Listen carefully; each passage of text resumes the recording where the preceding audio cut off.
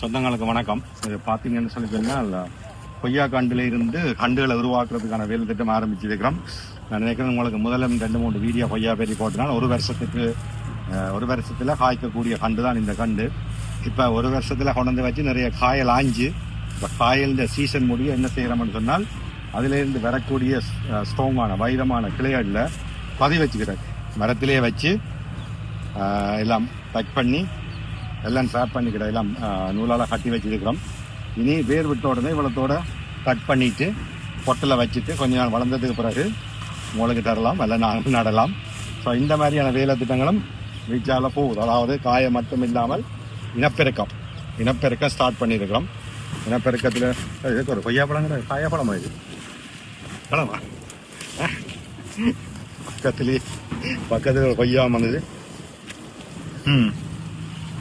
So நீங்கள் கனவேர் வரைகளை கேட்குறீங்க, இந்த கொய்யாவை காட்டுறீங்க, கொய்யாக்காயை காட்டுறீங்க, இந்த கண்டை நாங்கள் வேண்டிட்டு போயிடலாதோ, நாங்கள் வந்து வீட்டில் நடையலாம் கேட்குறீங்க.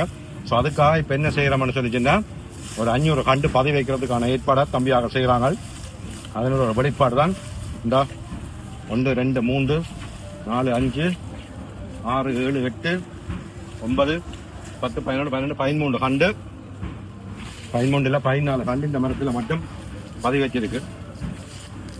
அப்படின்ற மொத்தத்தை பாருங்க, ஒரு வருஷத்துல இவ்வளோ மொத்தம் வந்திருக்கணும் பாருங்க. இப்போ கிளீனிங் ப்ராசஸ் நடக்குது. இதெல்லாம் கட் பண்ணி கீழே எல்லாம் நீட்டாக்கி இனி உரம் போட போறீங்க. ஆட்டின் கழிவுகளை கொண்டு வந்து போட்டு இன்னும் வீரியமாக்குது.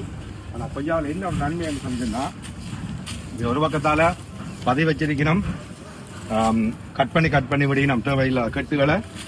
அதே நேரத்தில் கீழே காயம் இருக்கு. ரைட், இந்த 2 காய் கட்டி கிடக்கு.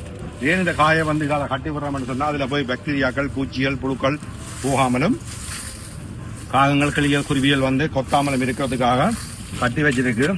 இது கட்டி வச்சுக்கிறத நீங்கள் இது நினைக்கிறேன் டேட் பண்ணணுமே. இப்போ கட்டின பேர் டேட் பண்ணணும். கொஞ்சம் பார்த்தீங்கன்னு சொல்லிச்சுன்னா ஒரு இதுக்கெல்லாம் கட்டையில் இந்த பாருங்க, இந்த கட்டுறதுக்கும் கட்டாதுக்கும் வித்தியாசம் இதான். இந்த கட்டாதபடியாக இதில் ஒரு ஃபங்கஸ் வருது. அப்போ இதை இனி என்ன செய்யணும், ஈர துணியால் வேப்பண்ணையை போட்டு துடைச்சி போட்டு திரும்ப இதை கட் பண்ணி பேக் பண்ணி விடணும். பேக் பண்ணி விட்டீங்கன்னா தான் அந்த வருத்தங்கள் ஒன்றும் பெறாது. இந்த மாதிரியான நிறைய வேலைகள் நடக்குது. வார்னிங்கள் கேமை விளையாடிட்டு போகாமல் இதெல்லாம் பார்த்தீங்கன்னு சொல்லிச்சுன்னா நீங்களும் வீட்டில் போய் கொஞ்சம் கண்டுகளை நடலாம். அது உங்களுக்கு எதிர்காலத்தில் ஒரு பிரயோசனமாக இருக்கும். ஒவ்வொரு வீட்லையும் 10 கண்டு வச்சிங்கன்னு சொன்னாலே 10,000 வீட்டில் வச்சாலே தேவையான அளவு கொய்யாக்காயை விற்கலாம். ஓகே, வாங்க நெக்ஸ்ட் டைம் என்ன சிஸ்டம் கொண்டு போறேன்னு சொல்லிச்சுன்னா கொய்யாக்காய் இந்த வாசலில் ஒரு சின்ன பூத் இருக்கும். நீங்களே காய அப்படிங்க கொண்டு போய் அதில் தராசு இருக்குன்றது காசை கொடுத்துட்டு அப்படியே கொண்டு வரலாம். ஆனால் உங்களோட பிள்ளைகள் கொய்யாக்காய் அப்படிங்கிற எக்ஸ்பீரியன்ஸ், அதாவது இந்த அனுபவத்தை பயந்து வரலாம். அதே மாதிரி மாதுளைக்கும் ஒரு பூத் இருக்கும். மாதுளம்பழத்தை பிடுங்கி போட்டு மாதுளையில் கொண்டு நீங்கள் நிறுத்து போட்டு காசை கொடுத்துட்டு போகலாம். மாமாங்க சொல்லி மாந்தோட்டம் இருக்கு, அதுலேயும் இதே சிஸ்டம். அதாவது எங்களில் நிறைய பேருக்கு நாங்களே பிடுங்கி நிறுத்து கொண்டு போகிறதெல்லாம் சரியான இன்ட்ரெஸ்டாக இருக்குது. அதாவது சின்ன பிள்ளைகளுக்கு நிறைய விருப்பமாக இருக்கும். உங்களோட பிள்ளைகளை கூட்டி வந்தீங்கன்னு சொன்னால் நாங்கள் காய்ச்சிருக்கே உங்களுக்கு தெரியப்படுத்துகிறோம். நீங்களும் உங்களோட பிள்ளைகளே அவைக்கு விரும்பின பழங்களை பிடுங்கி போட்டு நிறுக்கலாம். நல்லா இருக்கும்.